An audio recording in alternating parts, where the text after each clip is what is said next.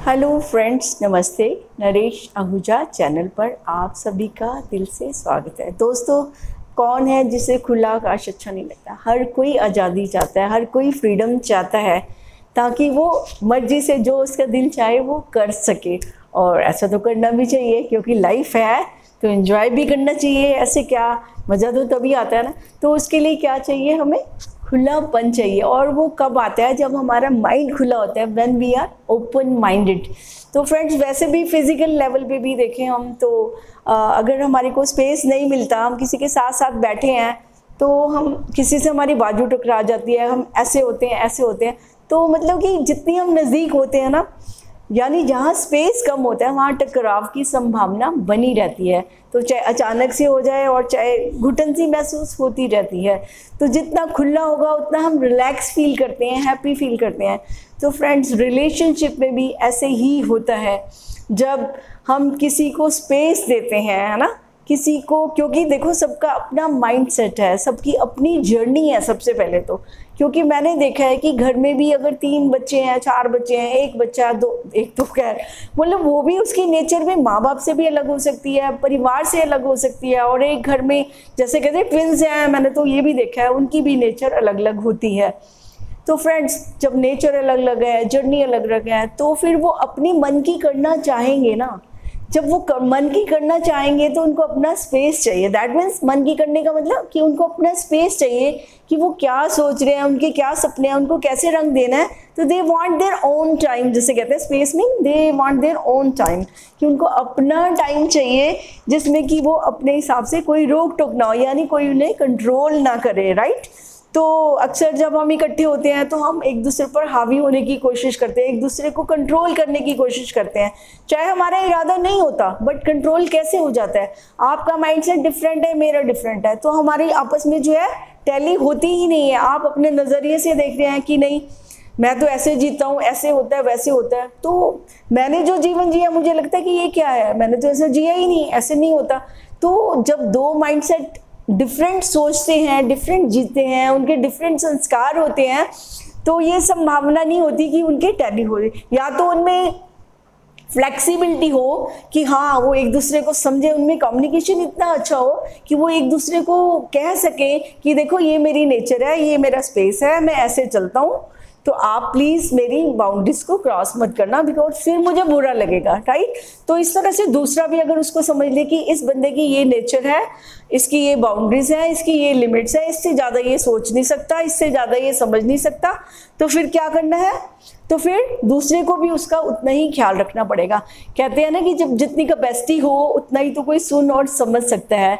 अगर वो ये कहते हैं ना, छोटे बच्चे को बड़े बच्चों वाली बातें बताई जाए जो उसके अनुभव में ही नहीं आई, तो फिर कहेंगे वो समझ नहीं रहा। वो समझ सकता ही नहीं है, क्योंकि वो तब समझेगा जब उसके अनुभव में कुछ आया होगा। अगर जो मेरा गृहस्थी का अनुभव है, मान लो किसी मैन का नहीं है ना, तो वो अपने अलग तरीके से मुझे अगर सलाह देता है, मशवरे देता है कि नहीं बच्चों को ऐसे पालो, बच्चों के साथ ऐसा करना चाहिए, वैसा करना चाहिए, तो मुझे तो अंदर ही अंदर उस पर हंसी आएगी कि उसको क्या पता कि मैंने अपने बच्चे, मेरे बच्चों की नेचर कैसी है, मुझे उनको कैसे पालना है, मुझे उनको कब ऊपर नीचे करना है। उसको तो मेरा आउटवर्ड बिहेवियर नज़र आ रहा है कि ये अपने बच्चों के साथ ऐसे कर रहे हैं, लेकिन माँ बाप की जो दूरदृष्टि होती है बच्चों के लिए वो डिफरेंट होती है। उनकी जो अंदर भावना होती है वो कहाँ तक कब और कैसे बताना चाहते हैं, तो कहाँ तक अपने बच्चों को लेकर चलना चाहते हैं। तो दूसरा उसमें सलाह अगर देगा तो वो एक तो उसकी मानी नहीं जाएगी, पहली बात सलाह, और दूसरा उसको सुन तो जरूर लेगा, लेकिन वो कहने की ज़रूरत ही क्या है ना। हमें किसी के स्पेस में जाने की हमें ज़रूरत ही क्या है? क्योंकि जो हमारा, अगर हम भी तो नहीं पसंद करते कोई हमारे स्पेस में आए, तो हमें भी बिल्कुल अच्छा नहीं लगता कि मुझे फालतू की सलाह दे रहा है ना। तो या तो कोई सलाह मांगे, है ना, हमें लगे कि इस बंदे की सलाह से मुझे फ़ायदा हो सकता है, जिस भी फील्ड में हो, कोई भी फील्ड हो सकता है, अकाउंट्स हो सकते हैं, एजुकेशन, मतलब कोई भी स्किल हो सकती है। तो अगर मुझे लगता है कि वो इंसान मेरी उस फील्ड में हेल्प कर सकता है, तो मुझे लेने में शर्म भी नहीं है और मैं उससे पूछ भी सकता हूँ, उनकी सलाह ले भी सकता हूँ, है ना। जैसे हम सीए से सलाह लेते हैं, हमें नहीं पता होता सब कुछ करना है, तो उनकी जो समझ हमसे ऊपर होती है तो हम उनसे सलाह लेते हैं। राइट। तो जहाँ पर हमें लेनी है हम सलाह लेते हैं, लेकिन जरूरी नहीं है कि जो सीए होगा वो मेरे बाकी चीज़ों का भी उसको ब्यूटी का भी पता होगा, ब्यूटिशियन का काम क्या है, बच्चों का क्या है, मतलब बहुत सारे जो हमारे फील्ड डिफरेंट फील्ड्स हैं, जरूरी नहीं उनको वो भी उसका भी ज्ञान हो। तो हो सकता है वो सीए साहब को हमसे ही पूछना पड़े कि ये काम कैसे करना है, टीचिंग कैसे करनी है, पेरेंटिंग कैसे करनी है। अगर वो अनमैरिड है तो हो सकता है उसको पेरेंटिंग भी पूछनी पड़े, या उसको हमारे एक्सपीरियंस लेने पड़े कि ये शादी क्या है, ये सब क्या है, तो उसको हमारे अनुभव से सीखना पड़े, हमारे पास आना पड़े। तो फ्रेंड्स तो अपना अपना यही स्पेस होता है कि जो जिसकी स्किल है उसकी स्पेस में उसको ज़्यादा पता होता है। तो हम बेहतर है उसमें एंट्री लेने से पहले सोचें कि हम उतना ही उनको सलाह दें जितनी वहाँ पर जितनी हमारी ज़रूरत है। अदरवाइज़ वो अगर हमारे से अपर हैंड है उसका, तो हमें उसकी सलाह माननी चाहिए। तो ये जो और स्पेस लेना और बाउंड्रीज लेना का मतलब ही यही होता है कि हम मतलब कि खाम खा किसी की लिमिट्स को हम क्रॉस नहीं करें, है ना, उसको हम कुछ ऐसा ना, उसको बुरा ना लगे, है ना। और वैसे तो बाउंड्रीज तो कहते हैं बड़ी ब्यूटीफुल होती हैं, ब्यूटीफाई हम करने के लिए उसको बनाते हैं ताकि हम बेना मतलब कि जो भी है, चाहे वो हमारा घर हो चाहे हमारा मन हो, उसके अंदर कोई भी फालतू एंट्री ना हो सके। क्योंकि एरा वगैरह एंट्री होगी तो डिस्टर्बेंस तो होती है, तो ना हम खुद डिस्टर्ब हो ना किसी को डिस्टर्ब करें। तो we should love and respect each others boundaries, each other space, कि जो वो करना चाहे वो करें, मुबारक है उनको। जो हम करना चाहें हम भी करें। जैसे वो गोल्डन रूल है ना कि लिव एंड लेट लिव, तो उसका भी यही फार्मूला है कि जो वो चाहता है वैसे जिए, और जैसे हम चाहते हैं हमें भी जीने का हक मिले। तो अपने अपने स्पेस में, अपने अपनी बाउंड्रीज में हम जैसे मर्जी फैलें, जैसे मर्जी जिए, है ना, ये हमारा जीवन का हक भी है। इसे सेल्फ लव भी कहते हैं। तो सेल्फ लव में तो जब हम अपने आप को दबा लेते हैं तो फिर हम वो डिप्रेस हो जाते हैं ना। हम अपनी इमोशंस को प्रेस कर लेते हैं तो डिप्रेस हो जाते हैं। जब हम अपनी इमोशंस को खिलने देते हैं, उनको वक्त देते हैं, जो भी हमारा दिल करता है, हम म्यूजिक करें, डांस करें, पढ़ाई करें, वीडियो बनाएं, कुछ भी करें, गप्पे मारें, कुछ भी हो सकता है, वो कुछ भी हो सकता है। और दूसरा कहे तो टाइम वेस्ट है, ये ऐसा क्यों कर रहा है, वैसा क्यों कर रहा है, तो वो उसकी बात को अहमियत भी नहीं देगा, क्योंकि उसको पता है मुझे क्या करना है। तो बेहतर यही है कि हम अपनी सुने, हमारा दिल क्या चाहता है, उसका जो दिल चाहता है उसे करने दें।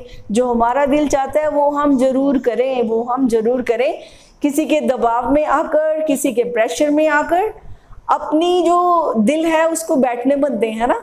क्योंकि बहुत ज़रूरी है ये, हमारी सेहत के लिए बहुत ज़रूरी है, हमारी मेंटल हेल्थ के लिए, है ना, हमारी फिजिकल हेल्थ के लिए भी, हमारी खुशी के लिए, हमारी शांति के लिए ऐसा करना बहुत ज़रूरी है। तो फ्रेंड्स, बड़े दिल से, अपने दिल से प्यार करिए, खुद को प्यार करिए। सेल्फ लव की डेफिनेशन समझिए। Self love does not mean we are selfish, हम सेल्फिश नहीं है। That means we are taking care of our self, हम अपना ख्याल रख रहे हैं।